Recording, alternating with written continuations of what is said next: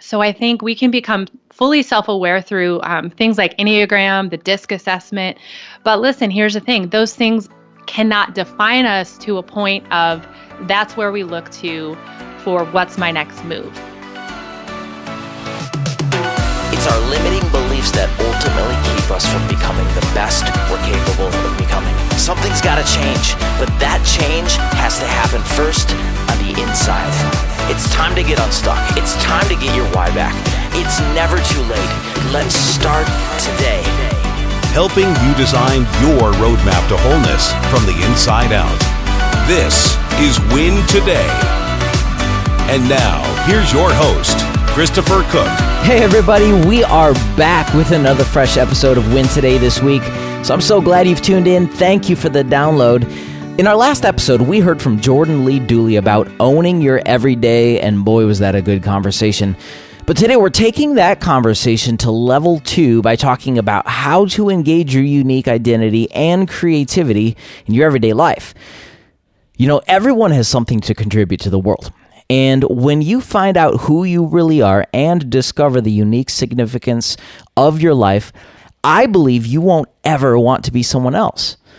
But you see, the challenge is that if you turn on most TV shows today or scroll through social media, you're going to quickly understand that our culture is flooded by copycat syndrome and at the same time so desperate for authenticity and uniqueness.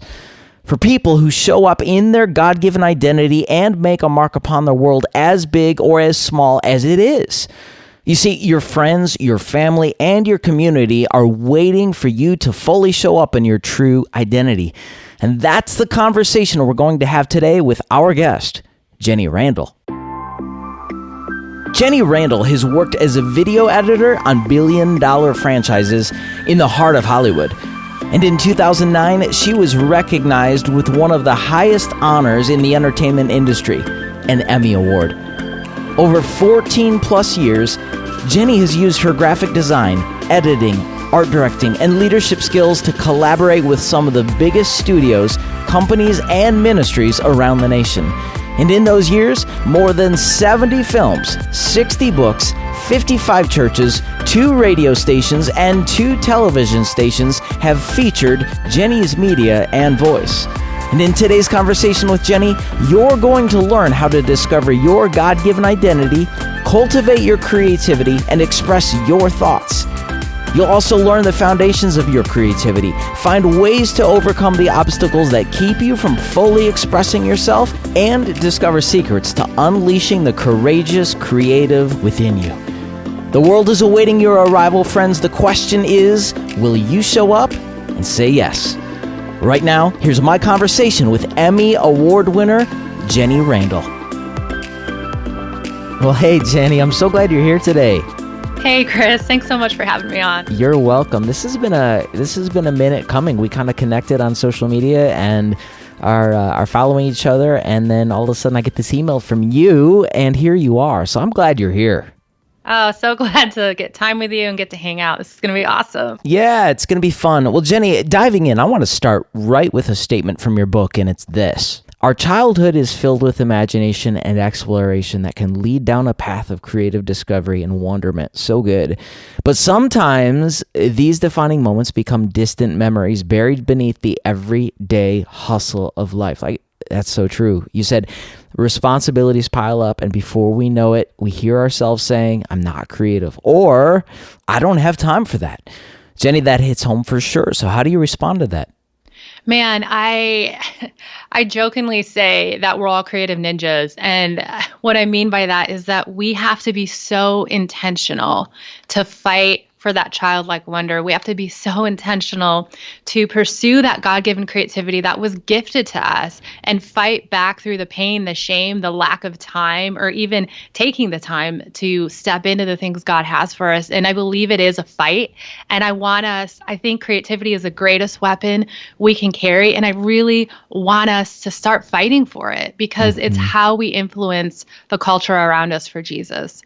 What's really cool that you said is shame. And Jenny, here on the show, I talk about fear and shame and guilt all the time. In fact, I think too many people walk through life cloaked in identities created of fear and shame and guilt. I'd just love to know from your perspective and your expertise in this space, Jenny, talk about the role shame plays in creativity.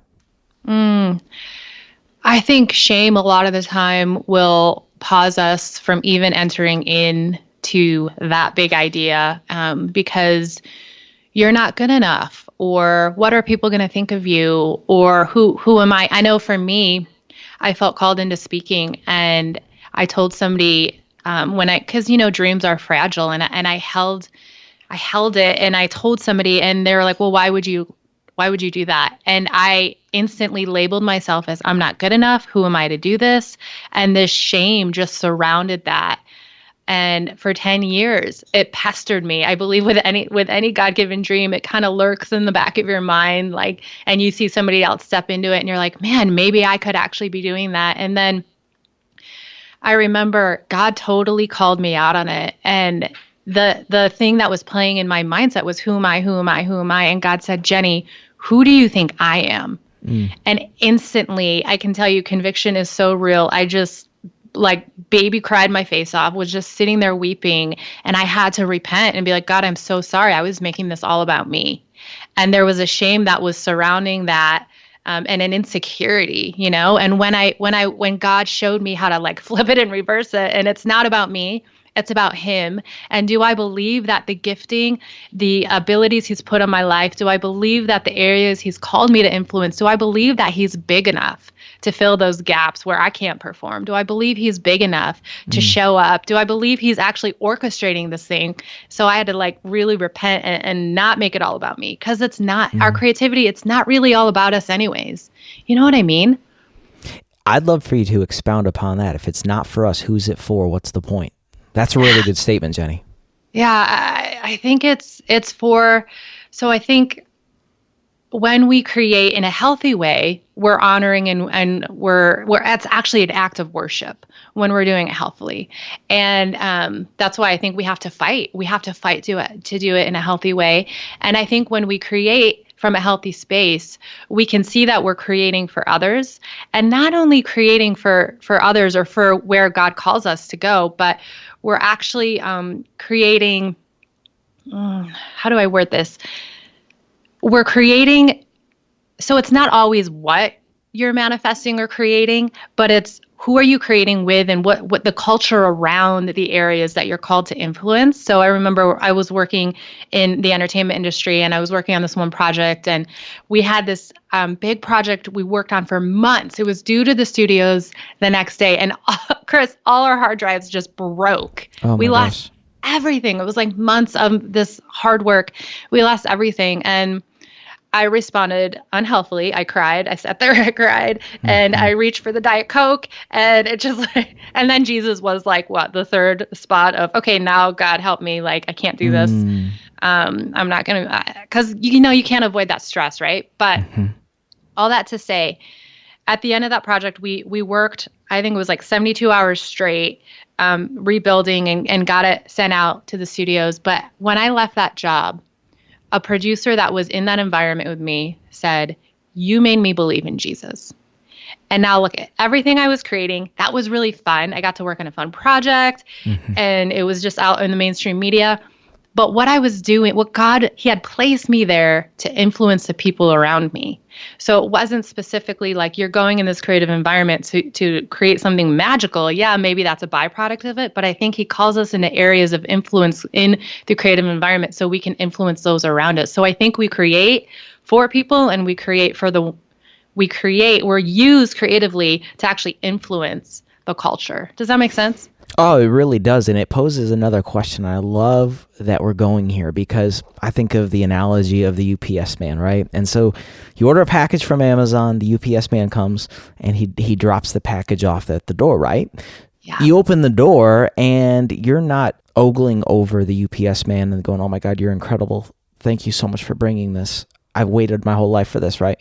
He's the carrier. He's the courier, in fact, right? But the package, the creativity, so to speak, the thing that you set your heart on came from somewhere else. So what I hear you saying is that if we'll actually just be who we were created to be and whose we were created to be, that actually we're the messenger, we're the courier from the Creator himself. Can you talk more about that? Because I really think you've touched on an important point, that creativity doesn't come from within. We have to be tapped into a source, and the source himself of unending creativity. Yeah, so good. I love that example of the UPS man. So God is the ultimate creator. We're made in his image. I think we're all created to create. I mean, even that opening quote you read about childlike wonder, studies actually show that 4 and 5-year-olds are the most genius level creatives of all. And as they age, so their creativity actually decreases down to 2%. So they were once 98% down to 2. So there's this huge gap where we lose that creativity. And I believe it's because we lose that source of inspiration. We don't view God, well, maybe we do, but we're not fighting hard enough to connect to the source of the ultimate creator, which is Jesus and, triune nature of God. So I think you have to have that mindset that he is the creator. And just, I think when you can carry that mindset, we actually start to dream a little bit bigger, because we, as a believer, we should be the ones that are the problem solvers, like for social justice issues. I believe that we should be the ones influencing the film industry, and not just with our Christian films, but also mainstream as well. We need to be the ones walking in those places, understanding that the source is God, and that, if you look at, the first creative assignment is Adam. God brought him the animals, and he was like officially a professional namer of things. And Adam sat there and got to name the animals.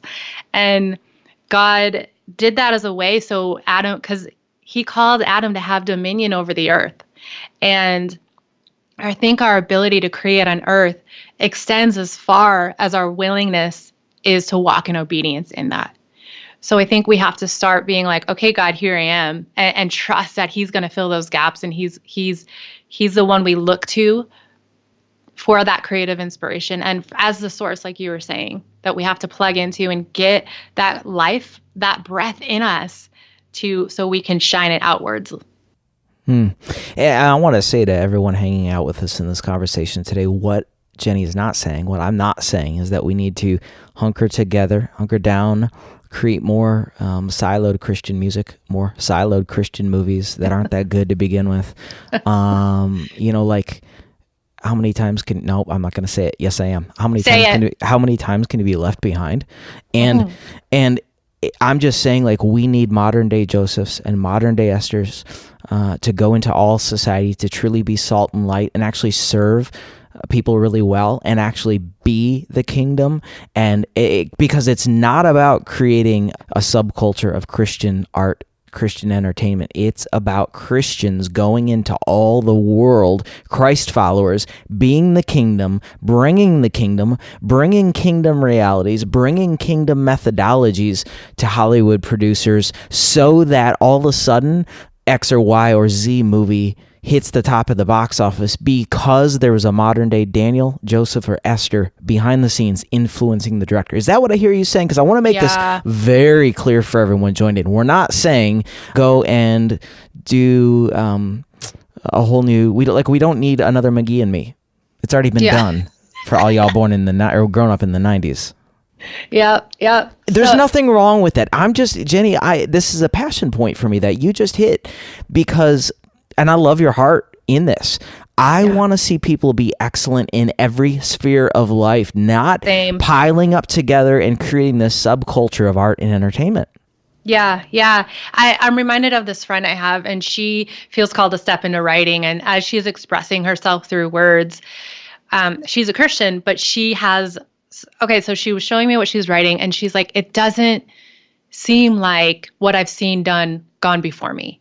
And we started talking about it, and she was comparing her words to like discipleship, like Christian church content, which is great and that is needed. But what her calling on her life is, she's very evangelistic in nature, and she's not called to write the word sanctification and justification. And like, she is called to speak plain English into the broken areas of life where people are going to connect with it and be like, man, I don't know what this is, but whatever she wrote, I want more of that. And they're going to dive in and learn about the love of a father without having to experience the doves flying through the heavens or like pictures of crosses. So like you're saying, I think we have to really trust that Holy Spirit is going to be showing us where our talents and our abilities lie, and even have an understanding of our spiritual gifting. And like that, my friend is evangelistic. So even just talking through that and being like, no, you don't have to look like this. Giving her that freedom, not that I'm giving her freedom, but just saying it kind of released her to walk more freely into the areas where she is called and to be creatively expressive the way God has wired her. That's good, Jenny. I'd love to know, to parlay right off of what you just said, how do we know the difference then between a hobby, maybe even something we're passionate about, and something that will actually be worth the investment of time and energy? Here's what I'm getting at. American Idol is back on the air now, right? And we see a bunch of people auditioning, and some people are unbelievable, but there are those who have believed their own mail, and they've got a small group of people around them for so long that say, you're amazing, but they're really not, right? And I think it's so easy to use the God card and say, I'm called to do this, but Proverbs says that your gift will make room for you and bring you before the presence of kings. And it just tells me essentially that if I'm really gifted and if I'm really creative in an area, I don't have to prove myself. I don't have to shout it from the rooftops like, someone listen to me. But the Bible says that our gift will make room for us. I believe our character keeps us in the door. But here's my point, Jenny, and back to the question, how do we know the difference then between something that, we may be passionate about, but it's just a hobby, versus something that we actually have God-breathed creative energy behind that we should be pursuing? I'm a 5'7" white guy. I'm not going to play in the NBA. I love basketball, but I'm very strategic. I have an ability to communicate. Those are things that I excel in, so I pour rocket fuel on those. I'm not going to be hitting jump shots, hoping that someday I am a walk-on. Like, do you get what I'm saying? What do we do with that? So good. It's such a needed question. I had a friend, so I graduated college, and about 60 of my college, I studied TV. We all moved from New York and went out to Hollywood. And I remember sitting with a friend, and I'm like, man, what's your dream? What? Like, tell me your God-given dream. And he's like, I want to be a professional baseball player. And I almost punched him in the face because I was so angry because in the 5 years of knowing you, you have never once stepped on the field. Like, your dream is not realistic. I got so angry. And it just reminded me of when you're like, oh, I'm going to shoot, not go for the jump shots. So I think we do have to carry wisdom. And I'm not telling that story as a way to like crush everyone's dreams or whatever, but sure. I think we can really glamorize, I can do all things through Christ who strengthens me. When that verse gets pulled out of context way too much, I think we have to carry a realistic vision of the areas and giftings we're talented in. So I know you're familiar with the DISC assessment.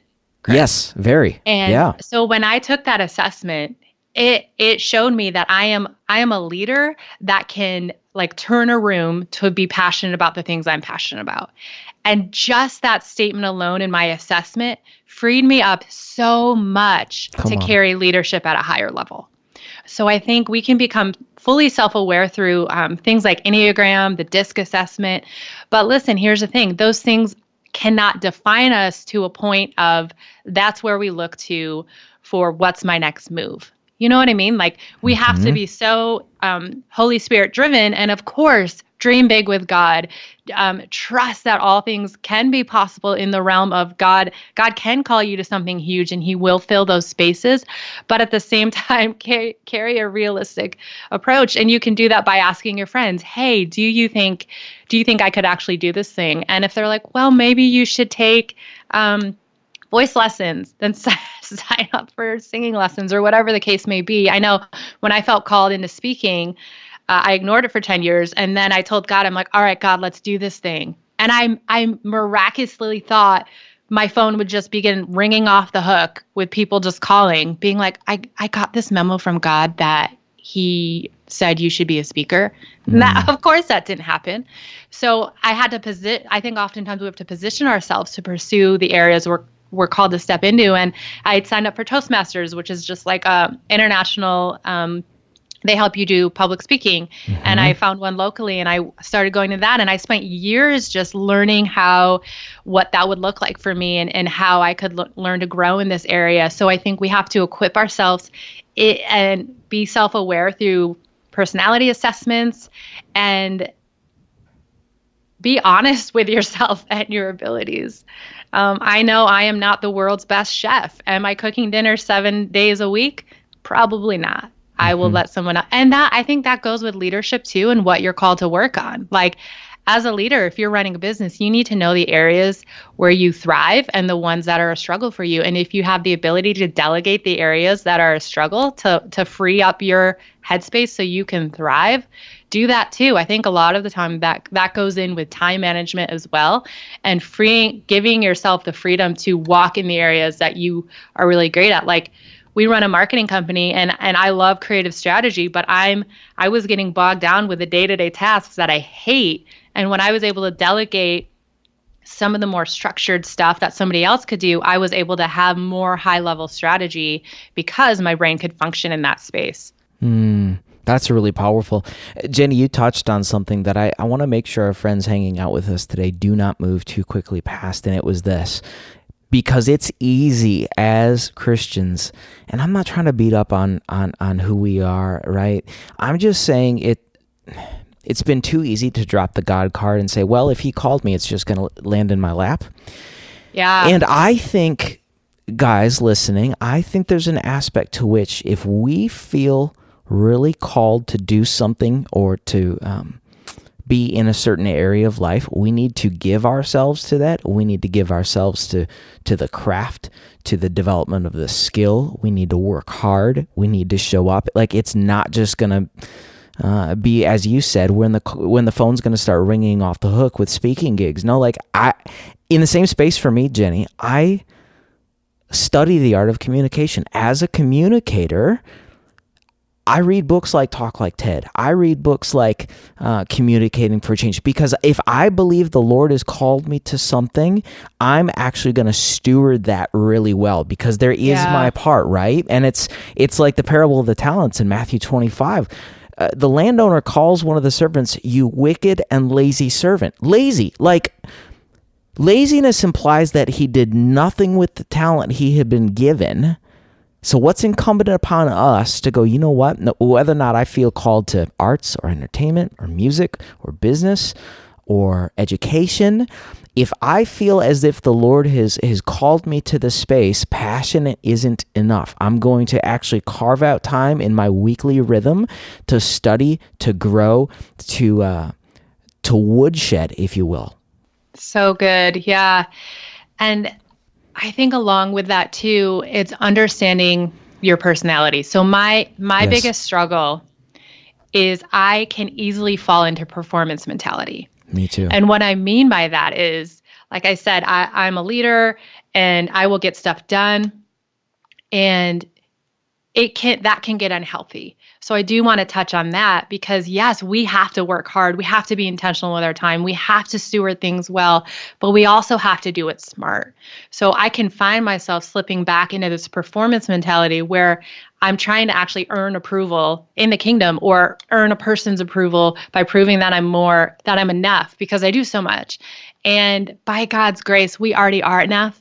And I think we have to carry that in a healthy atmosphere and knowing that when you find yourself performing or you find yourself showing up and it feels wrong, maybe the solution to that is seeking time in God's presence rather than performing for him. Mm-hmm. That's how I found to overcome that. But I can easily catch myself going back to it was so funny. I was actually joking with my publishers today because when Courageous Creative, my book, came out in October, I was so stressed out And I emailed one of the marketing team members like maybe 50 bullet points of things that had to get done. And this was first time author Jenny here being like, we have to do all this stuff. And the next day this is so embarrassing, Chris, I met with my mentor the next day and he's going through the DISC assessment. This is right when I took it. And he's like, okay, so your personality type shows that when you get overwhelmed, you try to control stuff. And one way you do that is by adding on tasks that you don't actually have to do.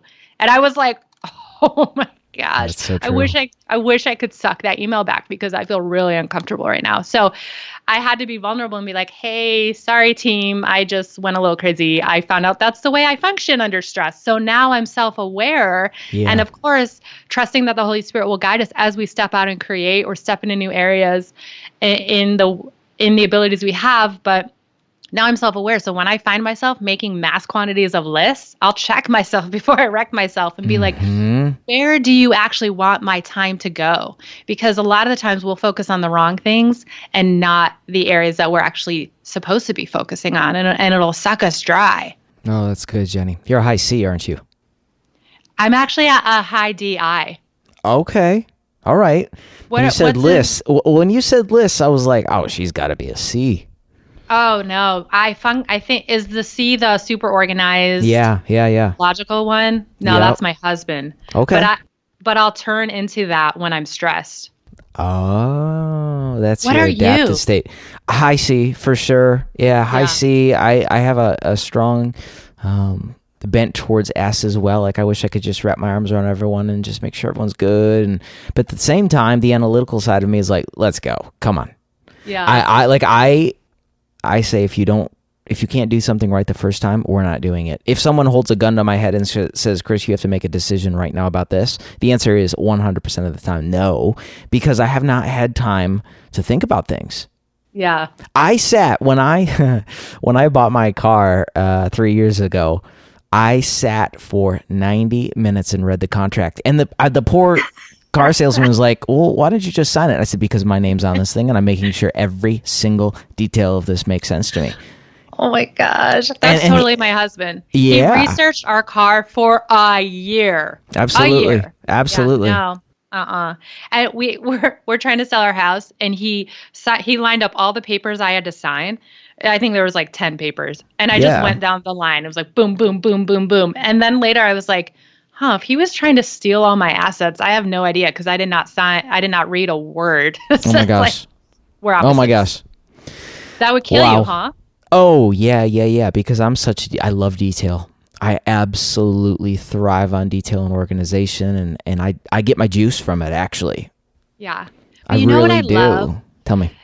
I thrive on casting vision and So Yep. I love how we're also interconnected with these different abilities that complement one another to build the kingdom, right? It's so beautiful.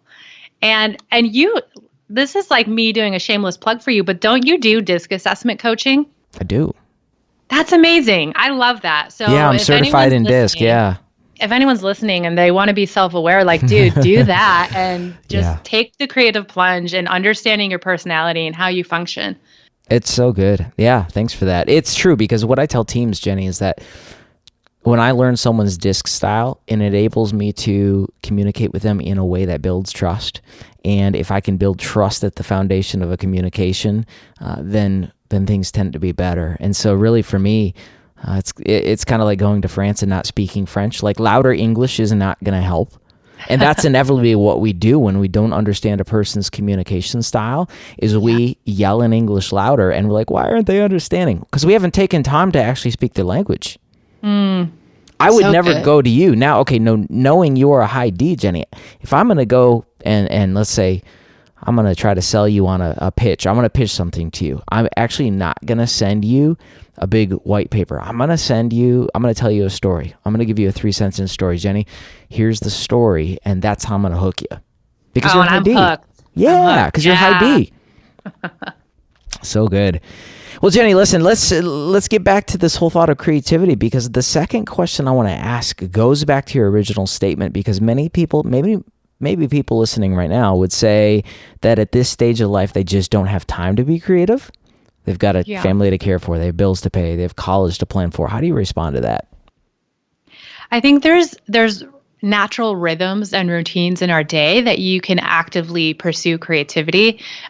So I continue to say we need to fight for our creativity, and I think we can actually be intentional to retrain that muscle that was lost as we grow older. So notice the natural rhythms in your day where you can actually enter into create. So for example, you have to eat at least 3 times a day. You're making food, maybe be a little spontaneous and throw something creatively together that you would have never tried before. Or while you're driving, practice a new sermon that you want to preach, and or practice even storytelling or a freestyle rap, like whatever. Just stretch yourself for even 5 minutes a day. And if you're doing that consecutively, like you're rebuilding that muscle. And I think too, we do have time for the things we value. So place high value on treating your creativity as if it is holy and sacred, because I believe it is. And we have opportunity to enter in, and because of it, we're going to influence the world around us. And I think too, holding the term creativity loosely, I think we have to carry that as well, because if I say you're creative, it doesn't mean, I'm not saying you're meant to paint. What I mean is you're meant to make stuff. So figure out in your day what you're making and be intentional to show up in the natural rhythms of your day and think a little more outside of the box and ask for wisdom as you create and step out in that. That's really good. Yeah, that's solid. Well, to that, Jenny, I'd love to ask then, what are some creativity killers that all of us are threatened with? Because that's a big deal, that we just recognize this is about creating something. Yeah, so there's fear. So fear of what people will say, or I think we're meant to have a holy fear, like a fear of God, but not the unhealthy fear of people. There's rules and regulations, which I had somebody contact me after my book came out, and they said, you know what, my teacher actually in kindergarten, this is going to blow your mind, Chris, had a chart of how to color a landscape that they were working on. Like green is for grass. And they were like teaching them like all the colors that were supposed to go, because that's what is traditional. And that's what it looks like. So rules and regulations can definitely stifle our creative expression. Stress, because we just let it take over, can, or we're too focused on that to even create. People pleasing is another one, where you're writing or you're creating for people. Procrastination, poor time management, what we kind of already tackled. Perfectionism, usually that'll stop you from even entering in. And then performance mentality is a big one, which we already kind of jumped into. That's really powerful. Well, Jenny, listen, this conversation has been so worthwhile. In fact, I didn't see it taking the angle that we did, but I love it because it's authentic. Before I let you go, I just want to leave you to encourage the listeners with some practical stuff. You had even shared with me you wanted to encourage some listeners directly, and I'd love to give you the platform to do that. Thanks, Chris. Yeah, I just want to challenge everyone to really prayerfully consider that you are created to create. You're created in the image of God, that you're created to create in a way that others are going to desire to know Jesus because of it, because of what you're releasing in the world. And don't let that stop you. Don't let the creativity killers we briefly discussed, don't let that stop you. Step into it. Be bold. And I was telling Chris before we got on this call, I was praying and I really felt like a lot of times we're our own worst enemy, right? And I felt like there was somebody specifically that was forming a band. How cool is that?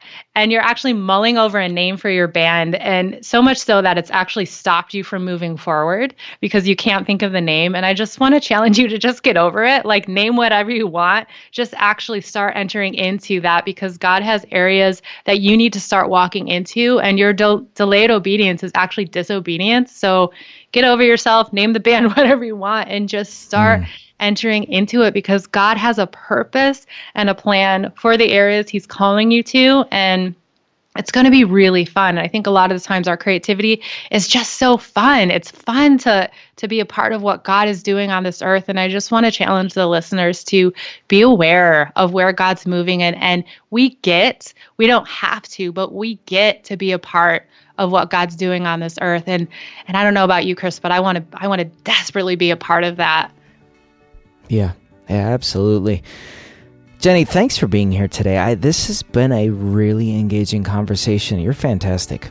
Oh, Chris, it's been so fun to hang out. I feel like we could just talk for hours. So thanks for having me on. You're welcome. You're welcome. Well, I hope you enjoyed that conversation with Jenny. As a recap of today's conversation, I simply want to remind you of this. When you find out who you really are and discover the unique significance of your life, you won't ever want to be someone else. I'm going to say that one more time because I think this needs to land in someone's heart.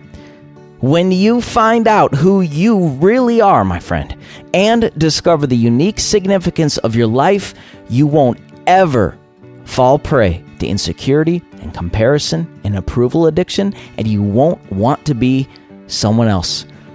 Well, listen, to hear more from Jenny, you can connect with her on Instagram right now. She's at jenny.randle. And hey, if today's conversation resonated with you and you know it would help a friend, I want you to text 5 people right now and share the link to this episode, whether you're listening on Apple Podcasts or Spotify or Google, because I know the wisdom that Jenny shared with us today is going to add a ton of value to them as well.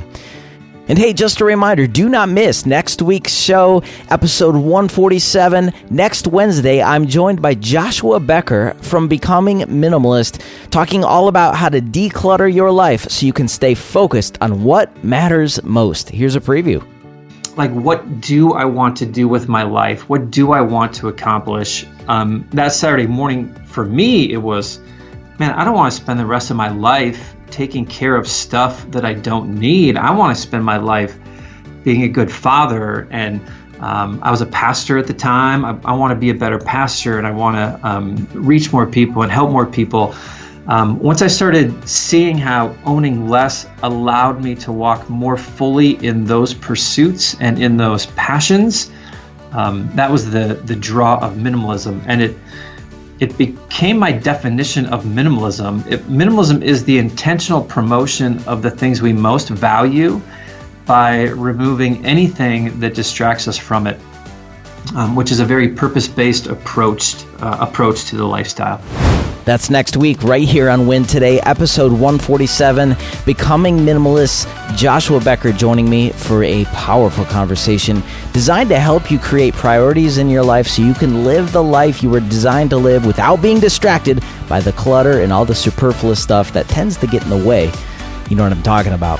Hey, many of you are brand new listeners of Win Today, and for that, I just want to say thank you.